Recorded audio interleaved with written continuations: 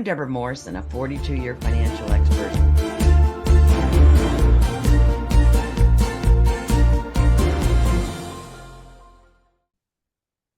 Welcome to the We Can Do It Women movement, where women 50 and wiser step into the spotlight and make the rest of their lives the best of their lives. I'm your host, Debra Morrison, a wealth building expert who has championed financial empowerment for extraordinary women just like you.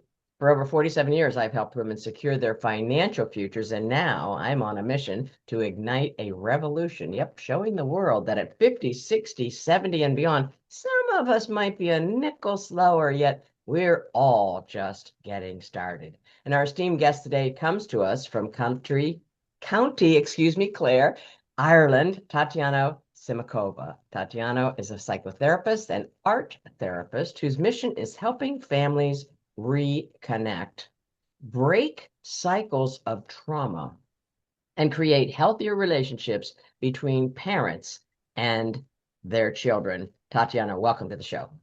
Thank you very much, Debra, and thank you very much for having me on your show. I'm very pleased to be here. Well, it's a delight for sure. And this is such powerful work. We want to get right into it. So for the past 12 years, you've been working with teenagers and their families, helping them navigate things like anxiety, emotional outbursts, family conflict, and the often confusing teenage years. Talk to us about what got you into this work.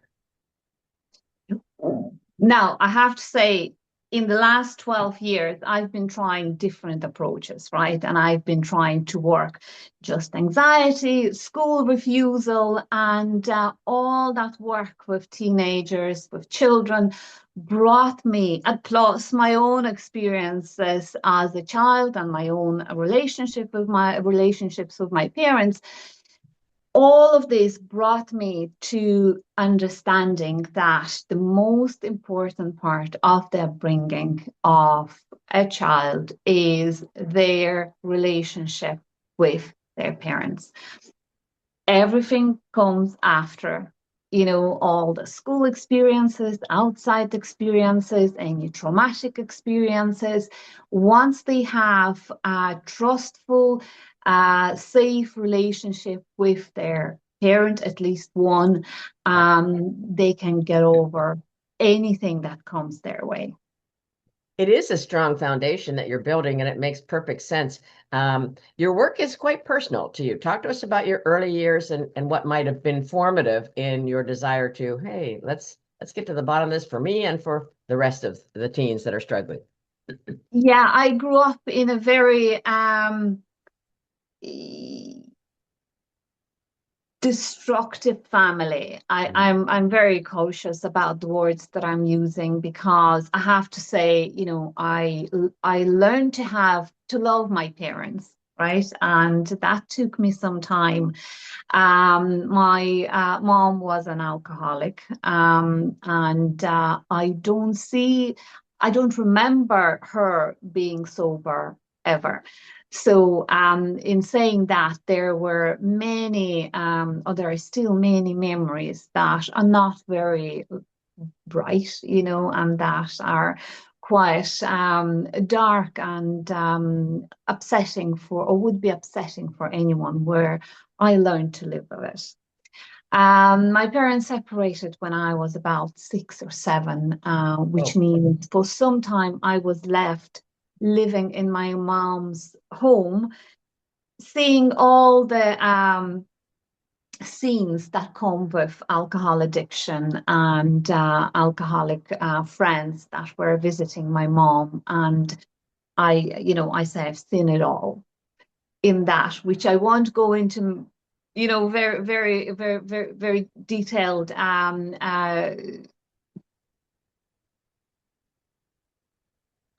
which I won't go into the detailed storytelling about it, but it wasn't fun.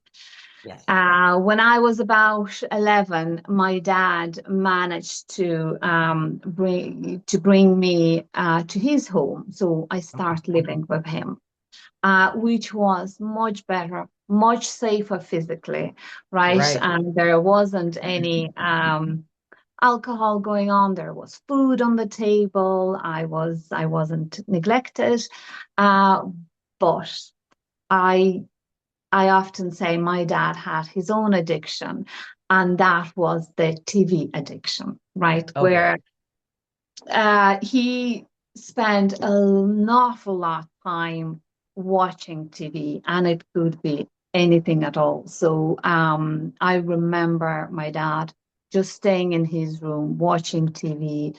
He's in his room, I'm on my room, in my room, sorry, and it was much safer. My nervous system started to regulate, so which was much better. But I still didn't get the emotional support Right. that I Yeah. was so desperate for.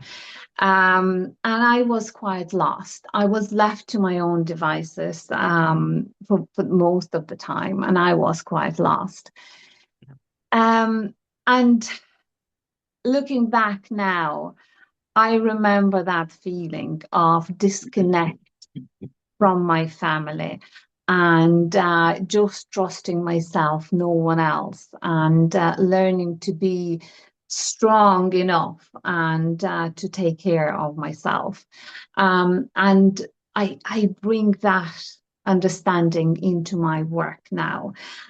So again, I started with working with teenagers, wanting to help them not to feel what I felt, Yes. and 12 years of that work brought me now to where I am now, starting to build a platform, an online platform for the parents, where they can understand how they can connect with their children and create that safe environment for them.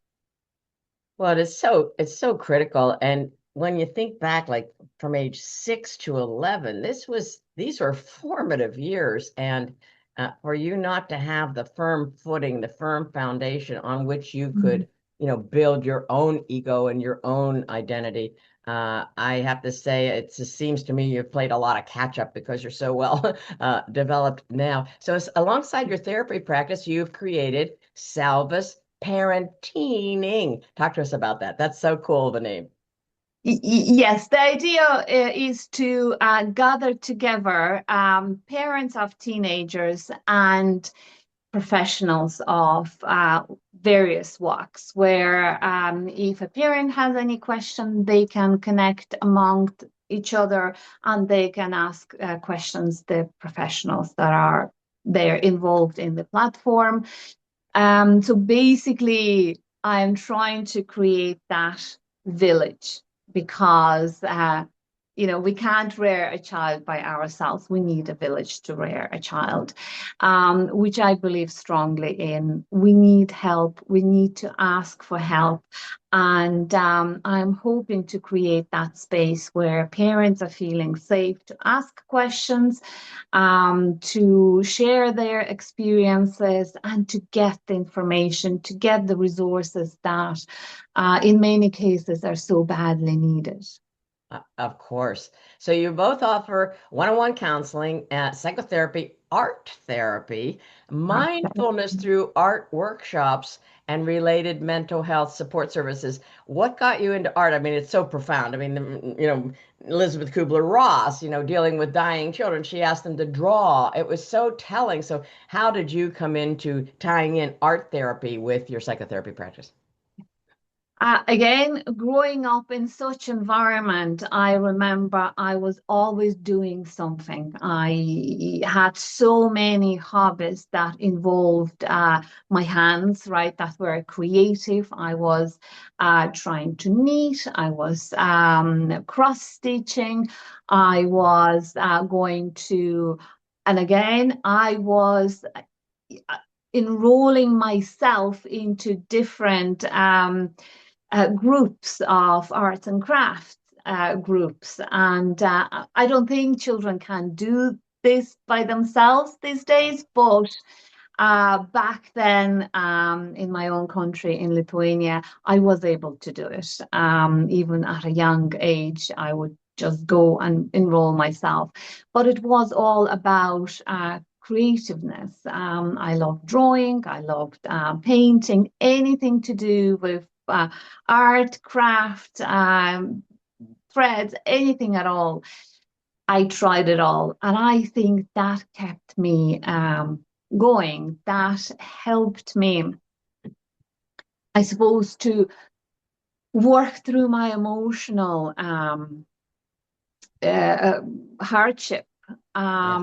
And after becoming a psychotherapist, I was kind of, something is missing in my work. And sometimes working with kids or teenagers, they don't have words Yes. for the feelings and how they feel and what's happening in them. So I started reading and looking for, I didn't know what. And here I came across art therapy. And to me, it was, ding, I Yes. know I like art, I like psychotherapy. Why don't I join it together? And here I am now, which it's amazing what art and a splash of paint can give to a client, and the resource that is there for teenagers. It's amazing. I think you've hit on something that's completely effective, and you obviously are proving that it is. And the teens that come through your program, I've got to think it gives them voice, right? So many kids that are growing up in compromised situations that they go a little, silent, as have indicated. And so this goes beyond talk therapy, right? It gives people. So if a person's interested in talking, you're talking, but this mindfulness through art workshops. I love that. And then you integrate meditation and creative visualization classes. So that is a really good trifecta. Talk to us about how that evolved. Um, how that evolved, I wouldn't remember how exactly it evolved, but again, when you're drawing, painting, involved in art, it is a premeditative state, isn't it? Yes. And again, why not go a bit deeper? And when someone, usually, the structure of those workshops is we have a chat, we have a topic of some sort, we share maybe experiences, thoughts, and then we have a little meditation, right? So the person goes deeper into themselves. And after the meditation, when they came to some realization on that topic or something came to their mind, we put it on paper, uh, using paints, using, collages, using pastels or anything that's there. So again, there is no need to talk about it. It's sometimes it's easier to put it on paper, and it's all there. Sometimes they don't even need to explain what's happening once they understand it and once some processes are happening for them. And it's a beautiful structure of the workshop where everyone comes relaxed with some realization and happy. Yes. And I'm reading in the research, a typical session might start with a calm check-in, brief breathing, grounding exercise, and a simple art activity, drawing, painting, clay, or journaling with images. And it's not about our artistic skill, it's using whatever creative processes we can summon to notice our feelings without judgment. How do you get teens through judging themselves? Because, boy, that's really an issue, isn't it? Oh, it is absolutely. Self-esteem, judging themselves, it comes from somewhere, right? If it's not coming from home, most likely it's coming from the internet. It's coming from Snapchat, where they have to be so tense these days because one mistake and they're excluded from their friendship, right? So they're constantly in the fight or flight mode, even though they say I'm the happiest with my friends, but they're not the most relaxed with their friends because they need to constantly evaluate what's happening. Will they accept me today or want? And it's tough on them, and they learn to be very self-critical towards themselves, towards their starting from the physical appearance. Am I too skinny? Am I too fat? Am I too short? Am I too tall? And all of that. I have a little mirror here in my practice right beside the chair where they sit, and I often ask them, have a look at that person. And the very sad thing, a lot of them can't. They just can't turn Wow. their head and look at themselves. Mm. And Mm. something, each time that happens, something drops in me. It's so sad. And one of the, as all therapists, we have a phrase, a lesson that we constantly repeat. And one of them is that teenagers need to learn to be friends with themselves. Yes. Because, I am the only person I am going to spend all of my time with. No one else. It's not my parents. It's not my spouse. It's not my kids. It's me. I wake up with myself. I go to sleep with myself. Mm. So it's a good idea to become friends with that person, if not fall in love with that person. And that Yeah, is right now. one of the big part of with many. I'm not saying with everyone, but with many teenagers that we go through. Okay. And that Eh, little mirror, really helpful. Well, for certain. And so, how then do you appeal to parents? Because we've got people that are going to be viewing this and saying, boy, how can I be more attentive to my kids, grandkids, in terms of how we can bridge this generational gap, if you will, vis-a-vis communication? The easiest way to do it is to have one meal a day together as a family with no gadgets, with no distractions, and just being interested about their day. It doesn't have to be, they don't have to go through every detail of the day, or be completely honest and open, not at the start at least. um, but you can have little chit chats about how was your day, and when they feel that they're listened to, that they're heard, they will start opening up. But Much that more. time, yeah, absolutely. But that time is so important. And you can't imagine how many families eat in separate rooms Jeez. by themselves in front of a TV, in front of the phone. And it's just, one small change can bring a huge difference. Mm. Yeah. I mean, the results of your psychotherapy and these art therapy sessions, art integration, less anxiety and stress, better emotional expression, stronger self-esteem. Wow. And confidence. And you build that by them creating something tangible with the art. It's a brilliant approach. And we need a lot of that around the world because there's entirely too much teenage suicide for one.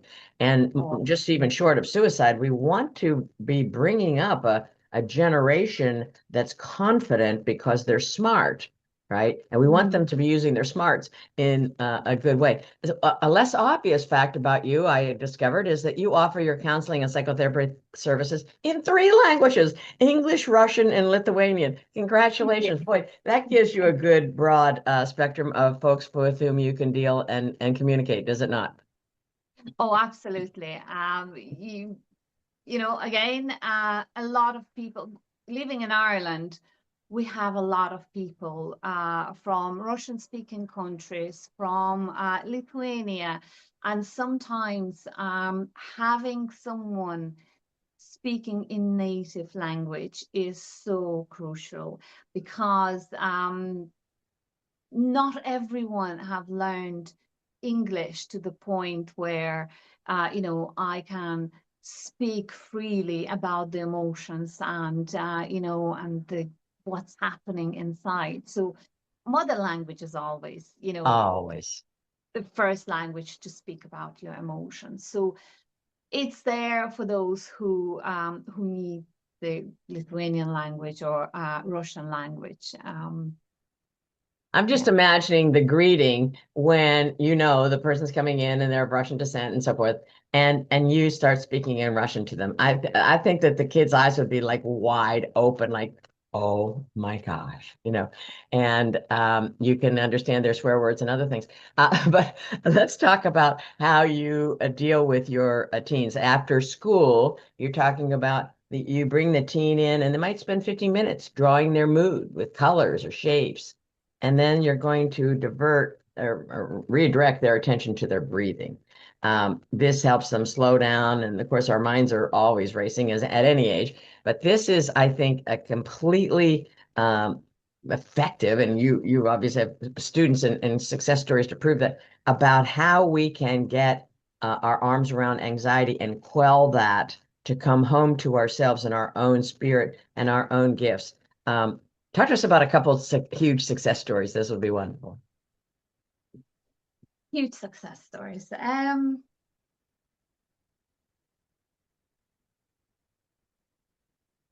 Yeah, I think what comes to me first is I don't know if you're familiar with Irish culture or you have heard of there is a subculture in Ireland is their travelers community. Okay, so and they live their very different lives to the rest of the Irish people. It's rougher. It's there are a lot of suicides in that community. So Okay. I was working with one boy, which was he was about 13, and it was difficult for him to express their emotions, not only because he's a teenager, but also in that culture. Usually they don't finish school, they drop out at about 15, 16, Yeah. right? And so the kind of the language articulation wouldn't be at the highest point. So the art played such an important role for that boy. And before him coming, I thought, oh my God, how will I find the connection with that boy? I am, I don't know. I know, but I'm not kind of involved in that culture. But I think the art was just so beautifully brought into this process, and he really engaged with art, and he was working with the grief of losing his uncle, and it's a kind of success story, but also a very sad story because during our last session, we went over everything. He said, I'm good. I'm feeling good about myself. The most favorite thing he did with his uncle was playing football. He said, I'm playing football again with other relatives outside. And then we kind of said, okay, goodbye for today. I'll see you next week. And a couple of days later, I get a phone call that his dad passed away. And again, it was a success story, but then it was even kind of deeper. But what I'm hoping, because I was working through school with that boy, I didn't see him because he just stopped going to school. But in my hopes, I hope he had enough skills to continue this work and continue his grieving process. Um, so that's as I don't know if it's a success story that you were looking for, No, it's but it's it's the it's it's first that excellent came because to my mind. I apologize. It's excellent because whatever tools he gleaned through your relationship, surely upon his dad's passing, he drew into that toolbox, and I'm certain that his experience was less grievous than without those tools. So I believe you're putting so many seeds in the ground, Tatjana. I hope that you get the reports of the blossoms and the blooms as these teenagers age. You deserve it for sure, and this work is amazing. How can our people be in touch with you, please? People can find me through my website, www.salvostherapy.ie, or join my platform, Salvos Parenting. Again, I can leave the link with you and you can share with your audience. Or I am on almost every social platform. People can find me there. Excellent. Excellent. Well, I'm certain that people will be wanting to pick your brain because there's a whole lot of desire for us to mend some of these intergenerational blockades of communication within families. And you are doing powerful work across the pond from us, and we're all the richer to know about you. And so I thank you for joining us today and sharing your time and your expertise with us, Tatjana, and the best of luck in whatever you choose to do next, because I suspect it's going to be equally powerful. So on this basis, we commend you, and we are sending good vibrations to all the people with whom you're working. And hopefully that word spreads so that your work will impact even more people, teens and their families and parents. Thank you so very much. Debra, thank you very much for having me. I really enjoyed our chat with As you. I did as well. And thank you, viewers, for joining us. Remember, I see you. I value you. And this next chapter is just beginning. So if you've gleaned something today in our chat with Tatjana in terms of how to give people hope, I want you to bring that mirror towards yourself and give yourself that hope. And whatever steps you need to take for your next chapter, I want you to begin right now and join us at the We Can Do It Women Facebook group and tell us what your next chapter is, because we'll be happy to support those endeavors. So until next time, be well and pay attention to your money, and it will surely pay you back. Thank you so much.